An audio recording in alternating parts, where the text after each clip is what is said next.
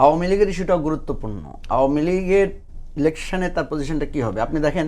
এখন যদি কালকে কোথাও একটা আওয়ামী লীগের ধরনের একটা মিছিল বের হলো, নির্বাচনী মিছিল, আওয়ামী লীগ যদি অ্যালাইভ থাকে দল হিসেবে, কালকে একটা নির্বাচনী মিছিল বের হলো, তারপরে সবাই গিয়ে যদি সেখানে অ্যাটাক করে, আমি ওটাই বলতে চাচ্ছি যে আওয়ামী লীগের এই মুহূর্তে পুনর্বাসন হয়ে বা নির্বাচনের আগে অ্যালাইভ হওয়ার সম্ভাবনাই বা কতটুকু দেখেন? ওই বিষয়ে আমি বলবো। একদম শেষের দিকে চলে আসছি, দুজনে যদি একটু ছোট করে বলেন। আমি বলি, সবাই বলছে না যে আওয়ামী লীগের নির্বাচনে আইনগতভাবে বাতিল করতে হবে, ইলেকশন করতে দেব না। আমি একজন সমাজবিজ্ঞানের ছাত্র এবং শিক্ষক হিসেবে দেখি যে আওয়ামী লীগের সবচেয়ে বড় চ্যালেঞ্জ সোশ্যাল রিহ্যাবিলিটেশন। মানুষ এটা মানবে না, অর্থাৎ সমাজে পুনর্বাসিত হওয়াটা আওয়ামী লীগের জন্য এখন সবচেয়ে বড় চ্যালেঞ্জ।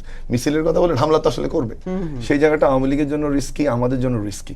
সুষ্ঠু নির্বাচনের জন্য প্রথম যে জায়গাটা দরকার আমাদের, সেটা আইন শৃঙ্খলা বাহিনীকে যে ঢেলে সাজানোটা খুবই জরুরি, কনফিডেন্স ফেরানো জরুরি, এবং সেখানে কিন্তু সামাজিক সংযুক্তি ছাড়া সব শ্রেণী পেশার মানুষের ওই বোধোদয়টা ছাড়া সম্ভব না। কিন্তু অন দি আদার হ্যান্ড আমরা দেখছি সেটা আসলে ডেক্লাইন করছে। আমাদের বোধোদয় তো নাই, কন্টিনিউয়াসলি মবটা কিন্তু যে জায়গায় যাচ্ছে, ঢাকা বিশ্ববিদ্যালয়ের মতো জায়গায় একজন স্টুডেন্টের ওড়না নিয়ে প্রশ্ন উঠবে, এটা জাতির জন্য কত বড় লজ্জাজনক বিষয়। আমরা এখনো ধর্মকে ব্যক্তির থেকে আলাদা করতে পারছি না। এই শিক্ষাগুলো পরিবার থেকে আসতে হবে, দল থেকে আসতে হবে, স্কুল থেকে আসতে হবে, মসজিদ থেকে আসতে হবে, নাহলে কিন্তু সুষ্ঠু নির্বাচনের বিরাট প্রশ্ন তৈরি হবে, মিনিমাম নির্বাচন।